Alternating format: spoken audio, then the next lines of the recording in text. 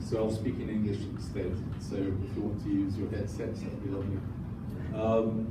Well, I'm obviously, as you probably noticed, going to talk about connectivity as well. But what I want to show here, Sarat has mentioned how we've got all these targets and how we're doing well in some of them, and the others we're not doing that well.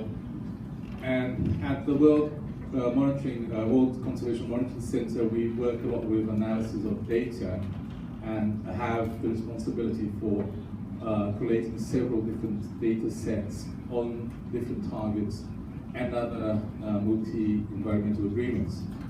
So what we're trying to propose now is the way to facilitate this target achievement, a way that countries can showcase their results, and also a way to help them achieve those results.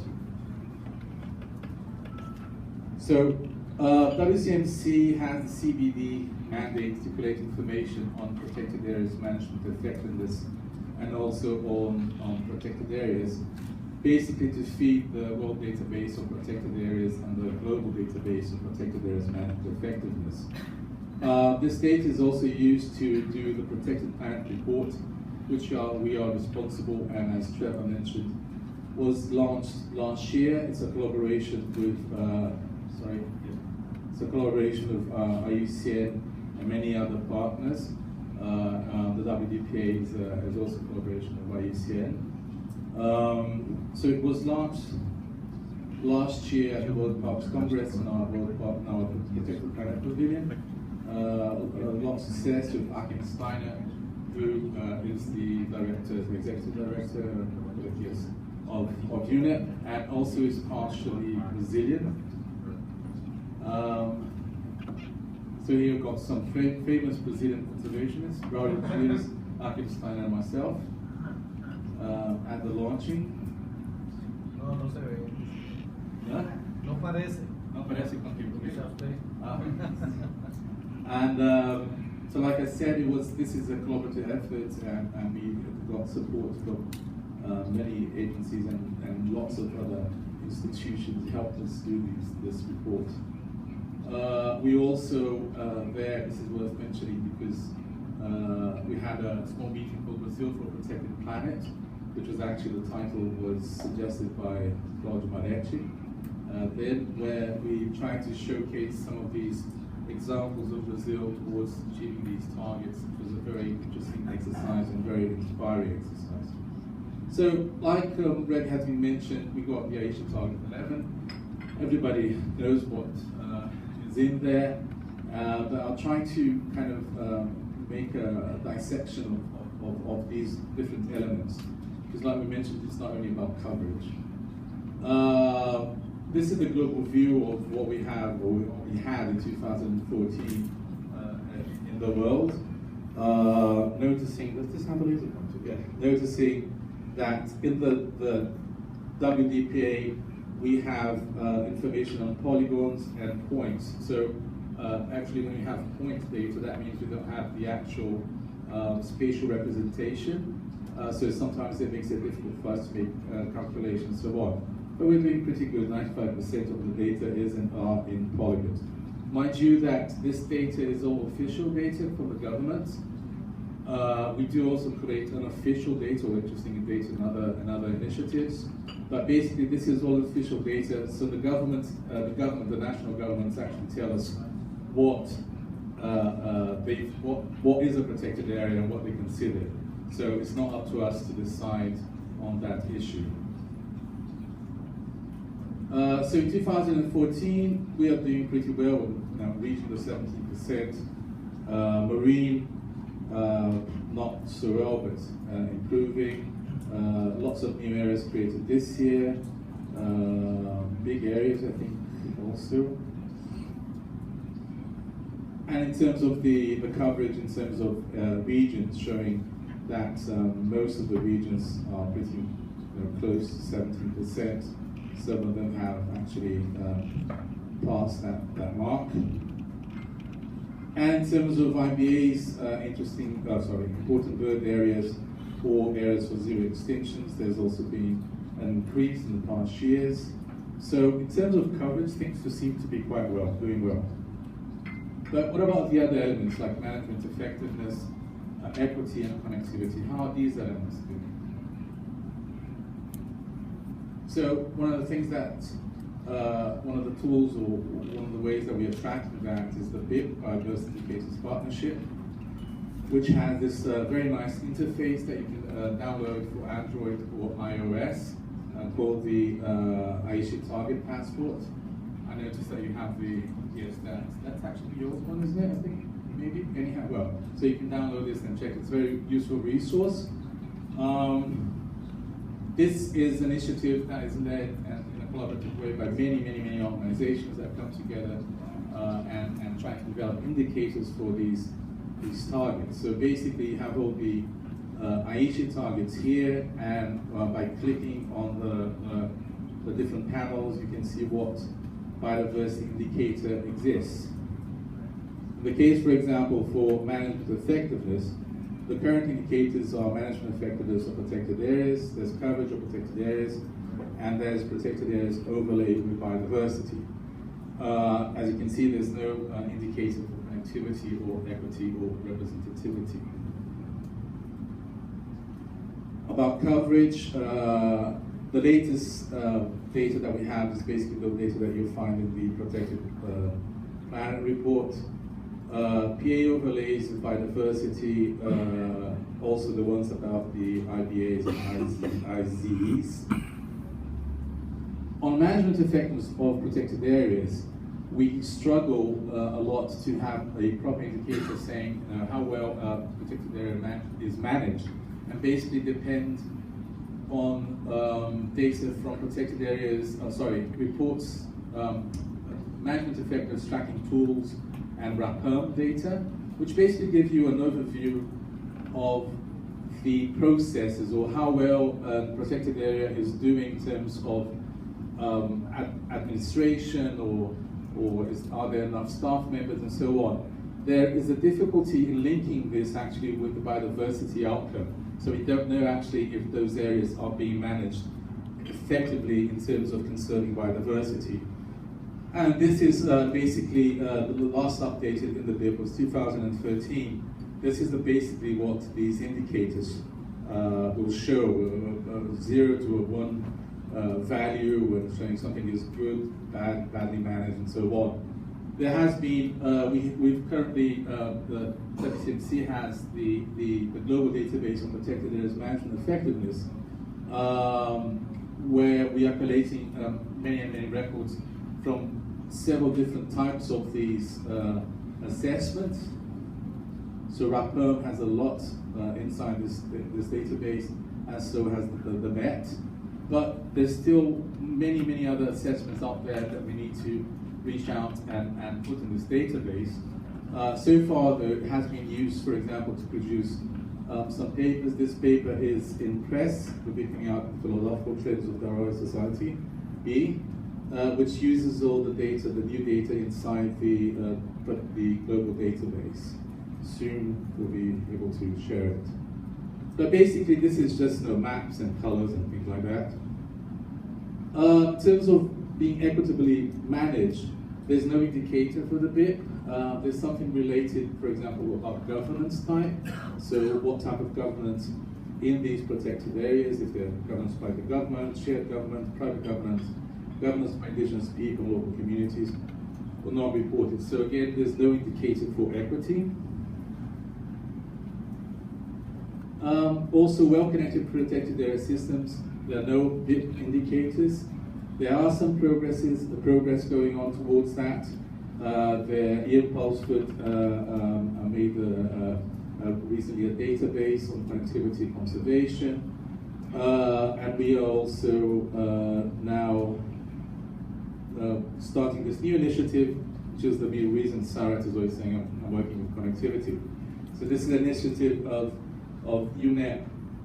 It's a project document. It's inside now the program of work of UNEP, and it's towards a global connectivity conservation strategy.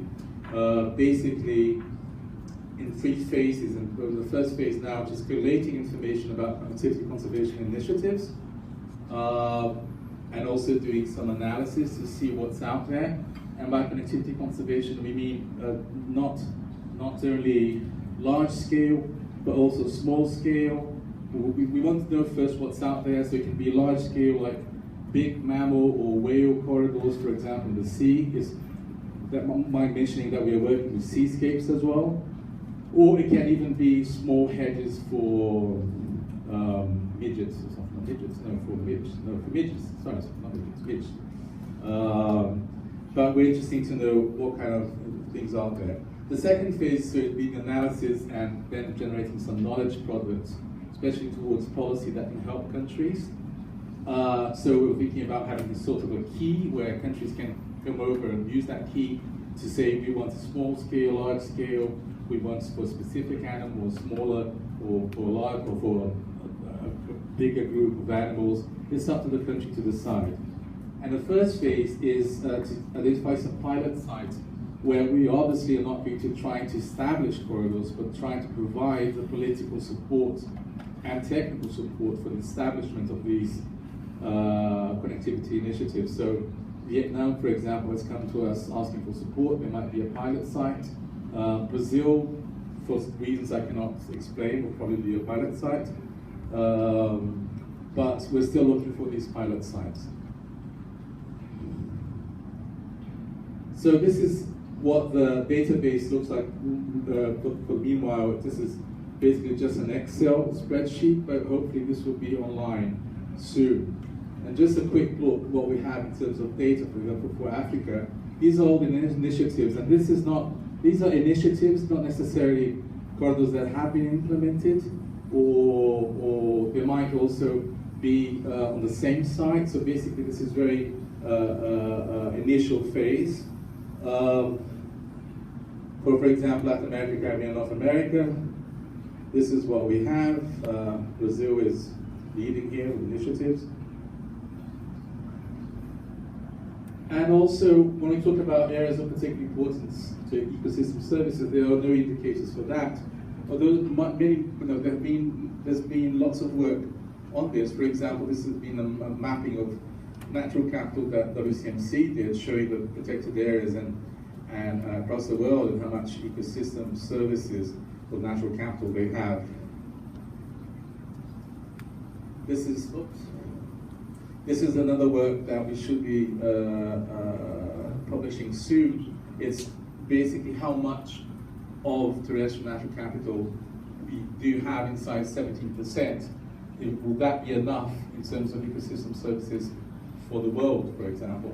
And this is based on the costing nature model, and we're doing these fancy maps. We've got nice colors and stuff like that, which is cool.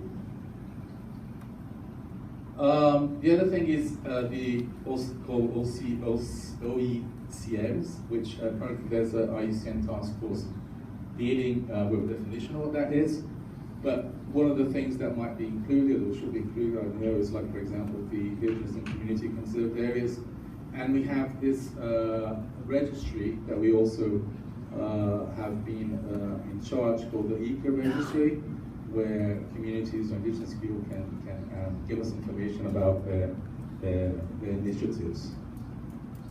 So this information is basically all translated in the Protected Planet website, which has this interface where you can put the country or a specific area that you want to know information. You can also download all the shape files for the whole database, and I think possibly for just a small subset. And this is also a strong collaboration between IUCN and WCMC, UNEP WCMC. So for example, this is what Brazil looks like. This is a snapshot from last week. So you basically got coverage here, and how many areas, and so on and so forth. So this is pretty basic information. It's interesting. It's good information that you can get, and you can do some comparisons. So this is kind of interesting because you notice that Brazil's got 28% of land protected, and so has the UK. But if you look at the values, it's completely different magnitude. And I live in the UK, I can say that most of these areas are farmlands. So Brazil, in fact, is actually doing a pretty good job. But is this enough?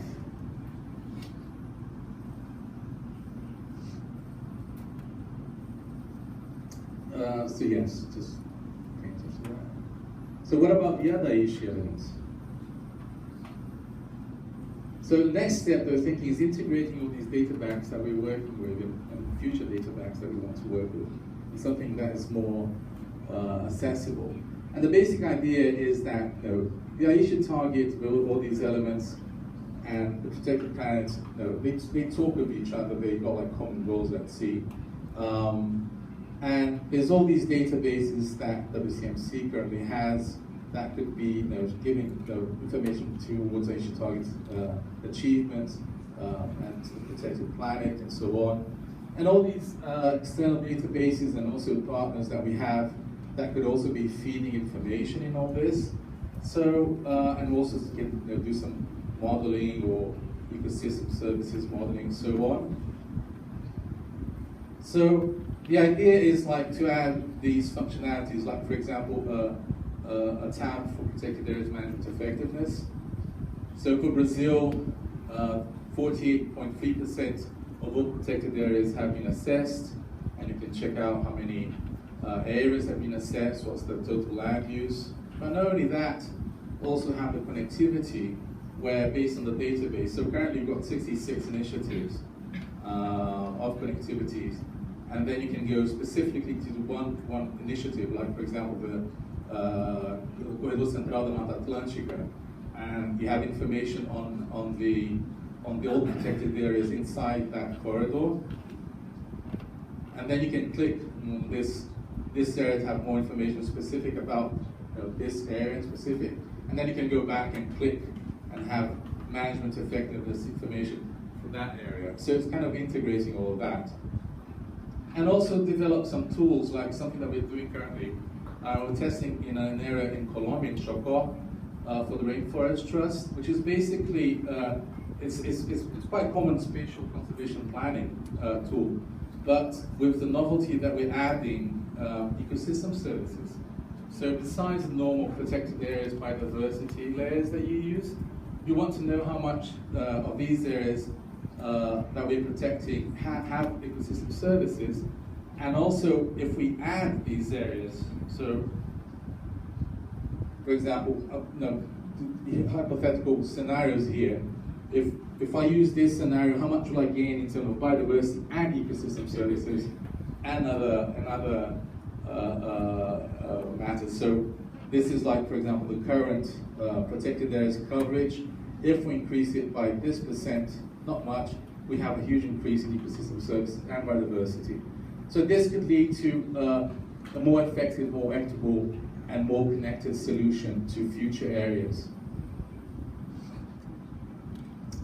We also have the Jeff tool, which we've been developing for the Jeff. Basically, you can put the Jeff ID here, or search by country, region, or something like that.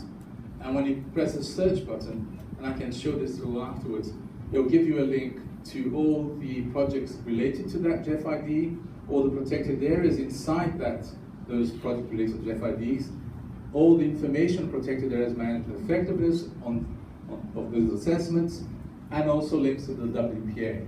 So we're really trying to integrate all this information. So thank you very much, and please send us your data. Yeah.